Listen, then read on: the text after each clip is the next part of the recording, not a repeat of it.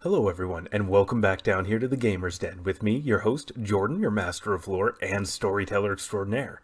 Today, I'm revisiting a topic that I covered a few, I forget however many months ago now, but it's the subject of loot, rewards, quest items, things that you give to your players either over the course of or at the end of a particular adventure, mission, or run, whatever it is they may be up to.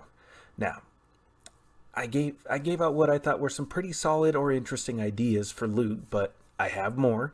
A few may be reiterated here from before, but there's some other things that you can do with loot and other items that you can use as loot or quest rewards that not only can wow, interest, and excite your players, but also be used to advance the plot as well.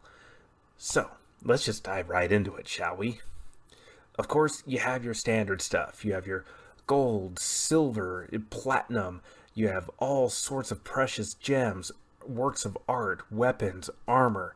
So many different things that can be used as physical, tangible rewards for the players. You can even give them a homestead or a castle or a fortress or some type of high-tech car with armor plating and automated detection systems that help them navigate the road better, as well as be aware of incoming attacks from other sources, like say an attack chopper bearing down on them, locking on with a set of missiles, or getting ready to fire a rocket pod at them.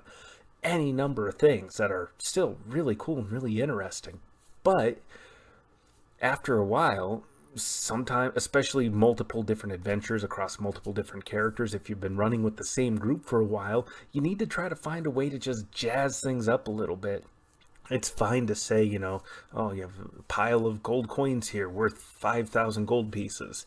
That's how many in total there are available here. It's like, okay, well, pile of 5,000 gold pieces. All right. That is great, but you can do things to kind of make it a little bit more interesting, like you find a chest, dark wood, polished to an almost reflective sheen. Its edges, its workings are bound with a metal that's not immediately recognizable, though it seems to be solid black in appearance. But even though this chest has clearly been down here a long time, the dust of ages is all that has settled on it. Nothing of rust, no sort of patina has come over the metal fittings. And when you open up the chest inside, you find a glimmering pile of coins stamped with the symbol of the Corvarian Empire. That's quite a bit more interesting there. It's not, it's still a chest full of 5,000 gold coins, but not only have you given them gold, but you've given them an interesting chest that they're probably going to want to keep too. And it's just a little bit more engaging and interesting. And they're going to definitely be curious about what that metal is and why it hasn't just seemed to have decayed or rusted over time. So it's just one small way of adding in a little bit more detail to jazz things up a bit for your players. It's the same thing if you take, it's like, oh, you find amongst a pile after the wizard casts an identify spell, it's revealed to be a +1 longsword.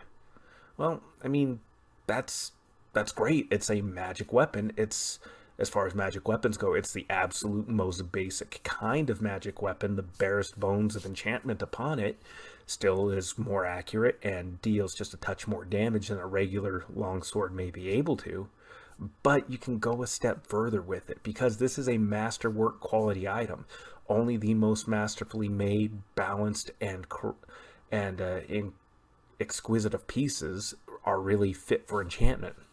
Now, when I say exquisite, it doesn't necessarily mean that it has to be the most richly decorated thing. Certainly, the weapon or whatever item it is may be exceptionally plain in appearance. It just has to have been expertly made. Like it's plain in appearance, but when the sword is picked up, it feels as if it's a natural extension of your arm as you swing it about.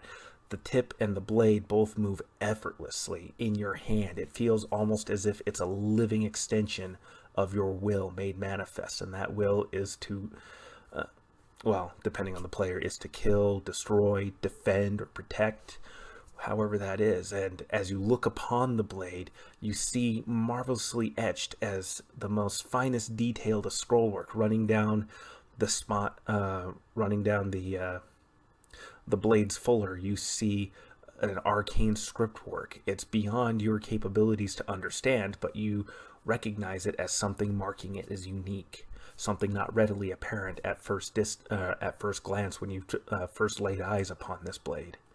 Something like that just still makes it seem a bit more interesting and just a little bit more unique than just a +1 magic sword. And that doesn't even get down to, if it is a little bit more, if you've gone above and beyond than just giving them a plain looking sword, you want to give them something that's a bit more novel looking. Describe the flowing sweep of the cross guard. It's a complex hilt with the guard twisting around with a couple of extra rings to help give a greater degree of hand protection. The handle appears to be lapped with the leather of some sort of sea creature, not readily identifiable at first. And the upper half has been wrapped with a crisscrossing pattern of wire. And upon closer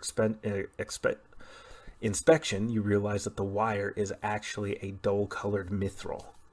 And that's just so much cooler and interesting than a +1 longsword. That's the kind of thing, at least for me when I'm playing, if I'm given some kind of unique or magic weapon like this, if the DM or storyteller does not give me a description, I will come up with my own description and try to make this a bit more interesting.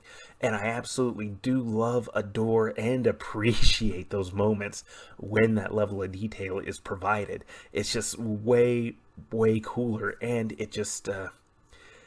you can tell that this sword came from somewhere. You can tell somebody put a great deal of effort, care, and love, in some cases, just outright love or passion into creating this instrument of war that's as much a work of art as it is an implement of death.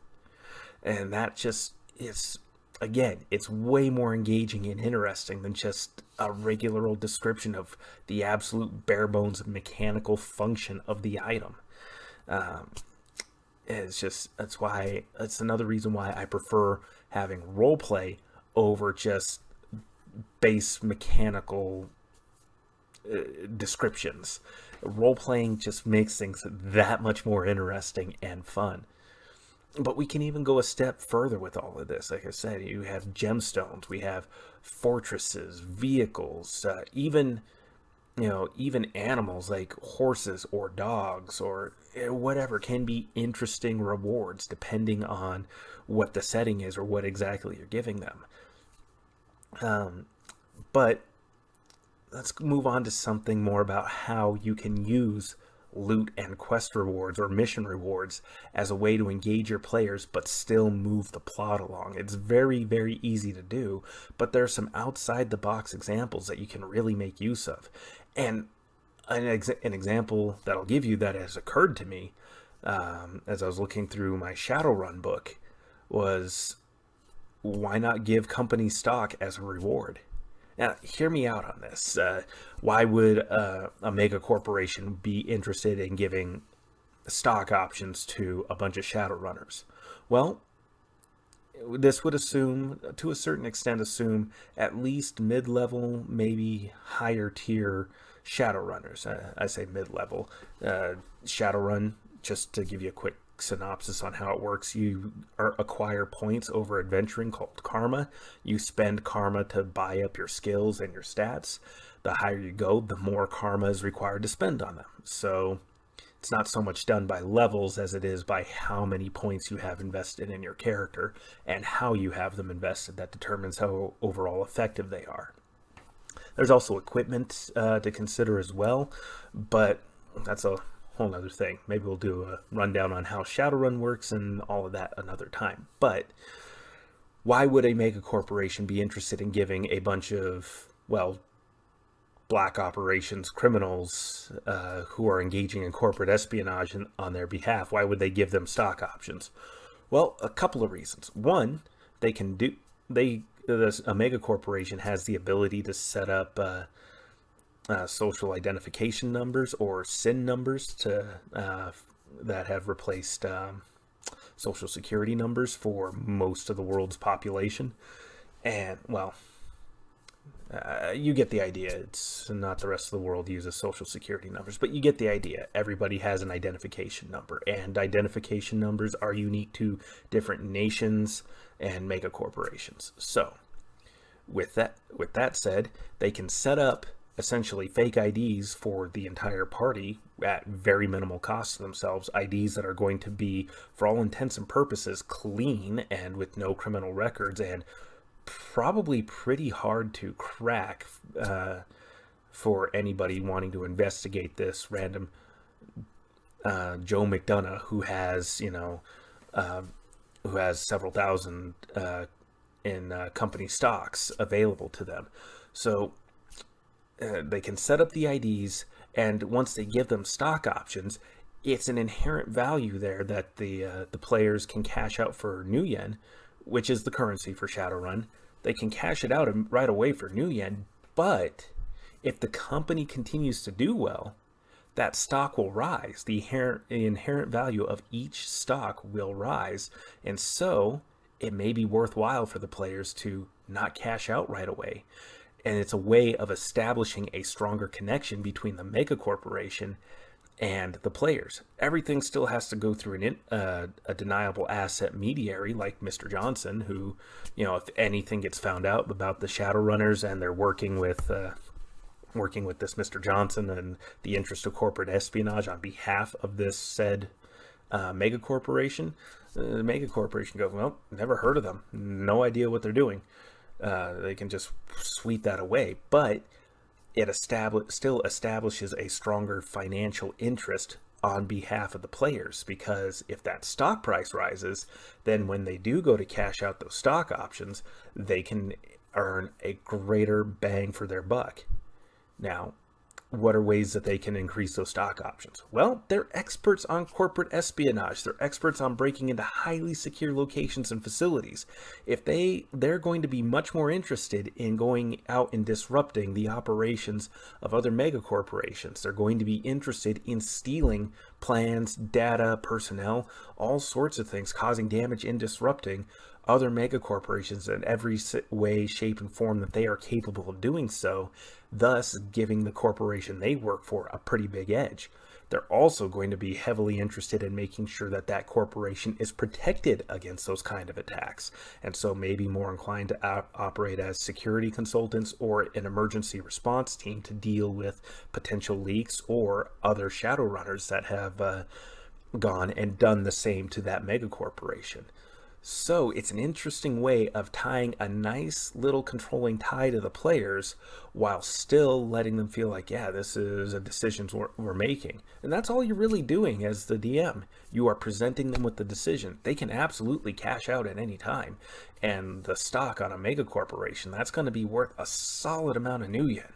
Probably more than they make on a lot of other jobs. But at the same time, if they wait to cash out on it, well, that still suits the mega corporation just fine. They keep these Shadowrunners essentially on retainer without having to quite potentially having to quite pay them as much, or they can just continue to give them stock. And that's another thing. If they just paid the Shadowrunners and they pay them for a series of adventures, or series of runs against other corporations, although they're acting through an intermediary, they still stand a chance of eventually turning against that mega corporation that originally hired them. This way, they keep this group of Shadowrunners on their side and operating for them and serving their interests. And especially if it's a skilled group that's been doing well for them, they're going to be even more interested in doing this because, fresh, raw Shadowrunners are dime a dozen. A team of talented individuals with a high degree of skill on retainer, that's worthwhile, especially if you're not having to immediately pay them out as much as they're worth on every single mission, because they already have a vested financial interest of potentially getting that stock cashed. And when they do, if they ever do, well, whatever. The interesting thing about stock prices is that they're valued at whatever they were last traded or sold for. So if the players wait to trade their stocks till they're at a higher point, well, that's just going to help maintain and keep the stock price climbing up and up. At least in theory. If they cash out right beforehand, along with a bunch of other people, that could be a sign to investors that, hey, this stock's on the decline, people are trying to bail out of it, we better not buy into it, or it'll signal to other investors that they need to get out of it too. But that's kind of a whole nother thing for another time, and I'm just barely scratching the surface when it comes to stocks and finances like that. But this is where that diverse bit of knowledge really gets to be interesting and lends itself really well to all different sorts of gaming and game type sort of situations. But I hope this begins to show you how you can use different rewards or the promise of future potential rewards as a way to entice and engage your players and keep them retained and settled in on one location. It's the same thing if you were to, in a high fantasy setting, give them a castle with an estate with land with serfs living on it, or even if it's not serfs, if it's a bunch of free men living on it, free citizens that can move, purchase land, or at least rent land from you, from the characters, run shops and like. That's still a taxable income that the players can draw from. That gives them a huge advantage, and having a base of operations also gives them a huge advantage. It's a safe location that they can retreat to pretty readily.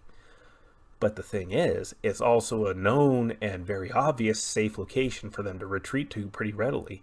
If they have developed enemies, and if they've gotten to the point where they're getting castles, estates, and workers, they've probably made a lot of enemies. It's going to be an obvious point to attack, and not only that, but the players have to spend time and money and invest themselves in protecting this territory they now have. That in and of itself can be a line on future adventures and all sorts of shenanigans that you can get into with the players. I mean, they're not going to have a taxable income if bandits, demons, and drow keep swarming through their towns and villages and slaughtering, kidnapping, or enslaving the entirety of the populace every couple of months. It's just they have to spend time keeping the area safe. And they have to deal with the machinations of all their different potential rivals and enemies that may be taking a much more subtle approach if you want to get more cloak and dagger with everything rather than just straight up combat all the time. But like I said, this just presents a huge array and variety of interesting ideas, and these are just some of these are very basic rewards just to make things a little bit cooler, a little bit more personal, feel like there's a bit more history to them. Others are just pointing out examples of other common rewards like castles or bases of operations. These are positions that can be defended easily, but they have to be defended. Otherwise, somebody's going to take them from them pretty readily. And how embarrassing would it be for a legendary group of heroes to just, or villains, or mercenaries, or just those guys who are really strong down the street that keep making trouble for everybody else. How embarrassing is it for them and their reputations to have their home base just up and yanked away from them? They're going to have a pretty vested interest all the way around in trying to keep that safe. Or again, going back to the stock options sort of thing, it's an easy way to tie the players to a location. Now that I've said all this, and some players may be watching this, they may be wary of just getting themselves so entangled, but I think I know a few personally that'll be much more interested in pulling on that particular thread and engaging with that line of reasoning and taking that sort of a reward. But I digress. There are so many options and so many ways for you to engage your players with great loot, great rewards, and using all of that to make the story much more engaging, interesting, and just feel so much more alive. I hope you take away something from this, and I hope you have a lot more fun running games and coming up and designing loot for the players. I know I certainly have so much fun doing it and thinking of ways to make it cooler, more interesting, or using it to just absolutely screw them over. Anyways, I've been your host, Jordan, your master of lore and storyteller extraordinaire. If you enjoyed today's video, maybe consider giving us a like here down at this Gamer's Den. And if you've been enjoying the content here so far, well, hell, why not go ahead and just join us all the way and just click on subscribe there. And if you do, click the bell icon there just so that way you have better chances of being notified by YouTube the next time I upload more content here to the channel. But again, I've been Jordan, your host. Thank you all for your time. You guys have yourselves a good night.